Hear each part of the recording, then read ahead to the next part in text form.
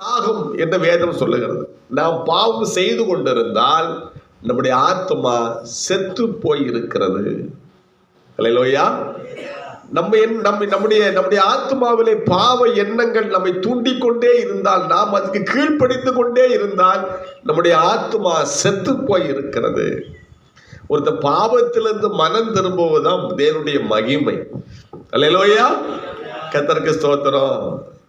மனம் திரும்புங்கள், பரலோக ராஜ்யம் சமீபித்திருக்கிறது. யார் மனம் திரும்புகிறார்களோ, பாவங்களை விட்டு, விக்கிரகங்களை விட்டு, தேவனை ஆண்டவராக இயேசு கிறிஸ்துவை ஆராதிக்காமல் வேற எதையும் ஆராதிக்கூடாது. அல்லேலூயா. எது மனம் திரும்புவது? பழைய காரியங்கள்லாம் விட்டுட்டு இயேசுவிடத்தில் வருவது மனம் திரும்புவது. மனம் திரும்பும் பொழுது தேவனுடைய மகிமை உங்களுக்கு காணப்படும். இன்னைக்கு அநேக விசுவாசிகளாக இருந்தாலும் அவர்களுக்குள்ளே விசுவாசம் இல்லை. ஆராதனைக்கு போறாங்க, ஆனா விசுவாசம் இல்லை. அல்லேலூயா. கர்த்தருக்கு ஸ்தோத்திரம். எந்த விசுவாசமும் கிடையாது. ஆண்டு அற்புதம் செய்வன் விசுவாசம் கிடையாது. தேவை சந்திப்பான் விசுவாசம் கிடையாது. அல்லேலூயா. பிரச்சனையை மாத்துவான்னு விசுவாசம் கிடையாது. அல்லேலூயா. கர்த்தருக்கு ஸ்தோத்திரம்.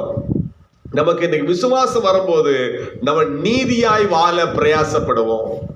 நம்ம நேர்மையாய் வாழ்வது விசுவாசத்தினாலதான் நேர்மையா வாழ்றோம். விசுவாசத்தினாலதான் பரிசுத்தமாய் வாழ பிரயாசப்படுறோம். விசுவாசத்தினாலதான் நீதிமானா இருக்கணும் நம்ம பிரயாசப்படுறோம். அல்லேலூயா.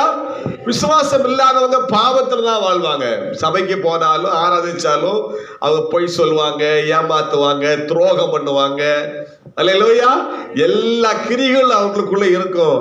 காரணம் என்னன்னா, அவங்களுக்குள்ள விசுவாசம் இல்லை. அல்லேலூயா. இயேசு கிறிஸ்து மேல விசுவாசம் அவங்களுக்கு இல்லாதனால அவங்க எப்போதும் போலவே இயேசுவிடத்துல இருக்கிறாங்க.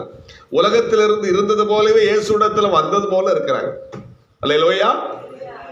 எபிரேயர்ல 11ஆம் அதிகாரத்துல வாசிக்கிறோம். 11:22 விசுவாசிகளுக்கு உலகம் பாத்திரமாக இல்லை. அல்லேலூயா.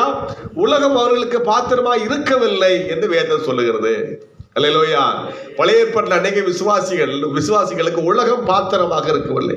அவர் விசுவாசத்தினாலே வனாந்தரத்திலே அலைந்தார்கள் என்று சொல்லுது. விசுவாசத்தினாலே அவர்கள் வனாந்தரங்களிலும், மலைகளிலும், குகைகளிலும், பூமியின் வெடிப்புகளிலும் சிதறுண்டு அலைந்தார்கள். அல்லேலூயா. கர்த்தருக்கு ஸ்தோத்திரம். உலகம் அவர்களுக்கு பாத்திரமாக இருக்காது.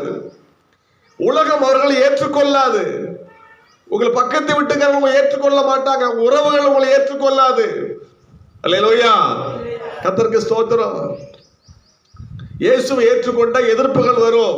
உலகம் உங்களை ஏற்றுக்கொள்ளாது. அவங்களோடு நீங்கள் பாவ வாழ்க்கையிலே ஜீவித்தீங்க, இஷ்டம் போல திருந்தீங்க. ஆனா இயேசுவிடத்தில் வந்தா பிறகு நீங்க இயேசுவோடு தனிமையாக வந்துருந்தீங்க.